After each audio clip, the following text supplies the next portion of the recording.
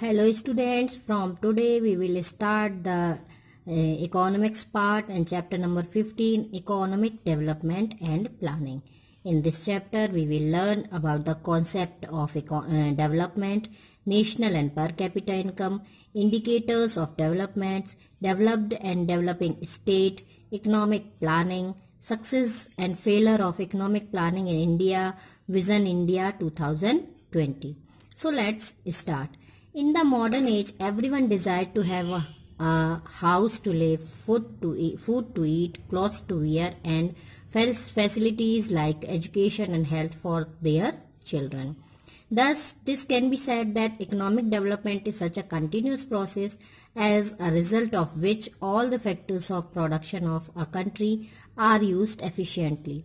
This process, the national income and per capita income increase continuously and leads to long term growth.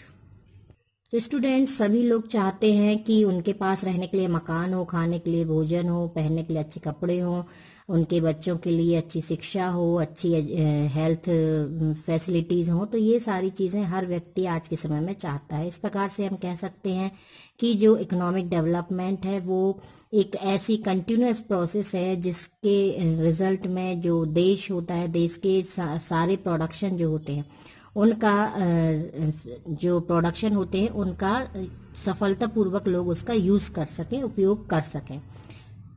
और इस process में national income और पर capita income में continuously growth होती है, पर ये ग्रोथ लॉन्ग टर्म में होती है, मतलब उसमें समय लगता है। So student, in the ancient time, India was known as the golden sparrow. It means that at that time, India was a prosperous and developed country.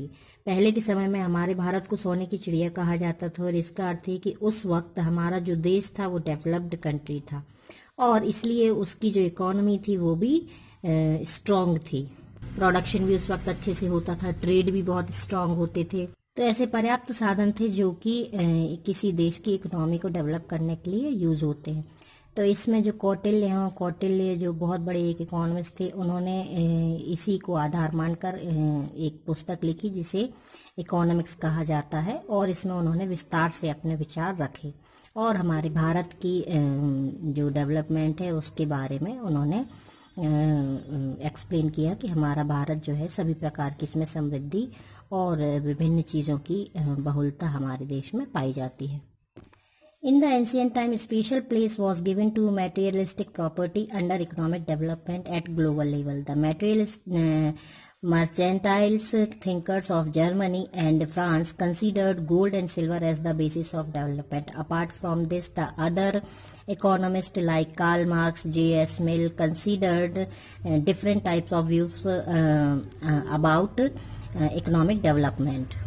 तो स्टूडेंट्स पहले के समय में यदि किसी इकोनॉमिक डेवलपमेंट माना जाता था तो उसको सबसे पहले उसे बहुत जो भौतिक चीज़ें होती हैं उन्हें संपन्नता के लेवल से देखा जाता कि यदि किसी के पास भौतिक चीज़ें हैं तो वो संपन्न है। इसी में जर्मन और फ्रांस के जो इकोनॉमिस्ट थे वो उनका कहना था, जो थिंकर्स थे, विचारवादी थे, विचारक थे, उन्होंने कहा कि गोल्ड और सिल्वर यदि किसी के पास है तो बहुत ज़्यादा है तो वो विकास का आधार है, उससे विकास होगा। इसी तरह से कार्ल मार्क्स हैं, J.S. मिल हैं और भी बहुत सारे ऐसे इकोनॉमिस्ट हैं जिन्होंने, एडम स्मिथ हैं, जिन्होंने अपने अपने तरीके से इकोनॉमिक डेवलपमेंट की अलग परिभाषाएं दी हुई हैं। So among all the economists, Mayer and Baldwin have defined economic development as economic development is a process whereby economy's real national income increases over a long period of time. तो इसी कड़ी में mayor और बोल्डविन जो economist थे उन्होंने बताया है कि इकोनॉमिक डेवलपमेंट जो है वो एक लॉन्ग टर्म प्रोसेस है, वो लंबी चलने वाली प्रक्रिया है परंतु कंटिन्यू निरंतर चलने वाली प्रोसेस है और जिसके फलस्वरूप ये होता है कि जो नेशनल इनकम है वो बढ़ जाती है और इससे जो अर्थव्यवस्था है वह उसमें यदि प्रोडक्शन होता है तो प्रोडक्शन के कारण जो प्रोडक्शन इतना होता है कि जो पूर्ति है उसमें कमी नहीं आती है। मांग और पूर्ति की प्रक्रिया जो है वो कंटिन्यू इजीली चलती है। The main characteristics of development are as below: continuous process,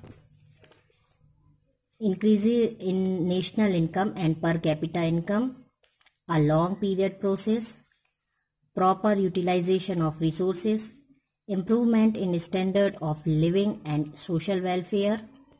So continuous process economic development is a continuous process as a result of which the national income gradually increase in national income and per capita income. In the economic development, national income and per capita income is also increase, a long period process.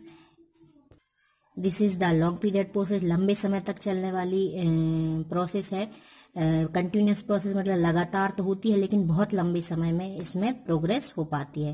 Then proper utilisation of resources, तो जितने भी resources हैं चाहे वो natural हो चाहे man made हो, उनका प्रॉपर यूटिलाइजेशन, ऐसे नहीं कि आधा यूज किया और फिर उसका वेस्ट जो है उसे छोड़ दिया, बर्बाद कर दिया, नहीं, पूरा यूटिलाइजेशन अगर होता है, प्रॉपर यूटिलाइजेशन रिसोर्सेज का होता है किसी भी डेवलप्ड कंट्री में, तो यही उसकी कैरेक्टरिस्टिक भी है.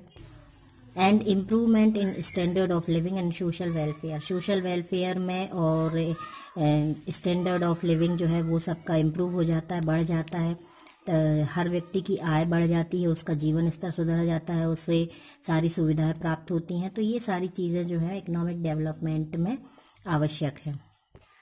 According to Marshall, the labour and capital of the country acting on its natural resources, material and non-material including services of all kinds, produce annually a certain not aggregated of commodities. This is the real net annual income or revenue of the country or the national dividend.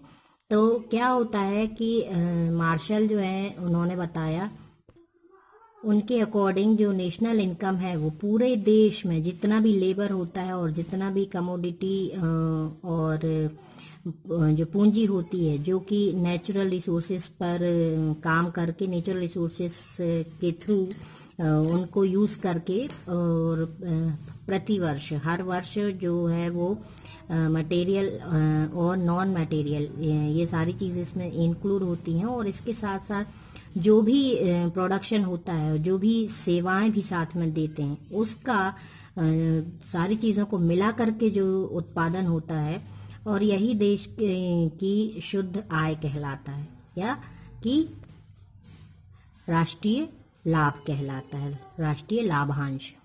Now per capita income, when the national income of a country is divided by its total population, then when we get its per capita income.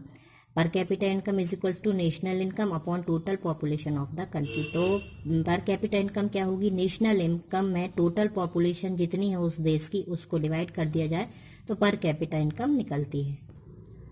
Gross national income is accepted as measure to compare the level of development between different countries.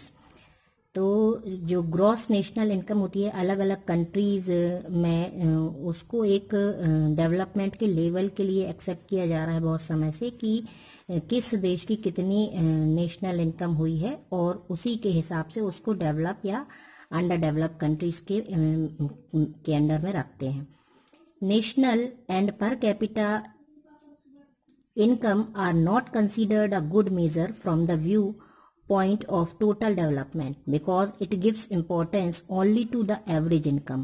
Actually, facilities of health, education, housing, nutritive food, drinking water, etc. provided to common people should be included in the development. Therefore, as an alternative for the national and per capita income, importance is given to human development indicators for measuring economic development. यदि actual में देखा जाए तो जो national income है वो different countries के बीच में कंपेयर करने के लिए सही मेजरमेंट नहीं है. उसका कारण है हर कंट्री की जो पॉपुलेशन है वो अलग अलग होती है, और जो उनके जो डेवलपमेंट लेवल है वो जनसंख्या की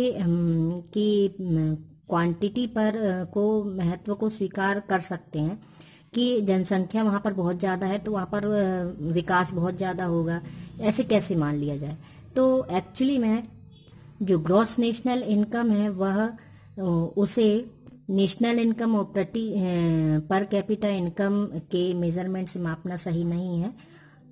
एक्चुअल कंडीशन यह है कि हर कंट्री में जहाँ पर अच्छी हाउसिंग की फैसिलिटी हो, अच्छी एजुकेशन हो, और हॉस्पिटल, अच्छी हेल्थ की फैसिलिटीज़ हो, न्यूट्रिटिव फूड हो, हर व्यक्ति के लिए अच्छा ड्रिंकिंग वाटर, ये सारी सुविधाएं जहाँ पर हों, उस देश को डेवलप्ड कंट्री मानना चाहिए।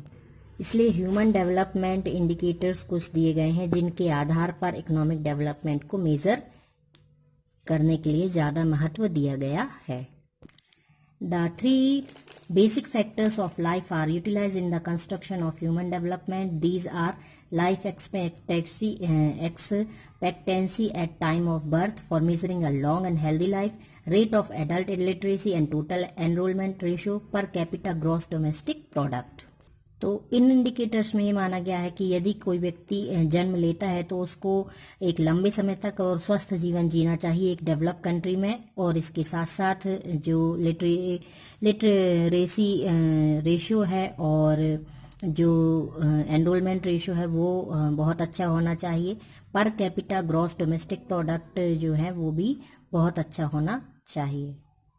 और इन इंडिकेटर्स के अकॉर्डिंग 3 लेवल दिए गए हैं डेवलपमेंट के, और उसी के अंडर में कंट्रीज को रखा गया है highly developed countries, medium developed country and less developed country. इसको समझने के लिए आपको ये टेबल देखना होगा। Indian situation refer to human development index. Human development index से दिया हुआ है रैंक ऑफ द वर्ल्ड और a country. Read this deeply and you will understand. ये हर कंट्री का ह्यूमन डेवलपमेंट इंडेक्स दिया गया है, तो हर एक कंट्री को एक निश्चित लेवल पर रख दिया गया है कि इस लेवल पर डेवलप्ड कंट्री होगी, इस लेवल पर मीडियम होगी, इस लेवल पर लेस डेवलप होगी। Now developed and developing countries, we will read about it in the next video. You have to read the chapter very deeply and very carefully.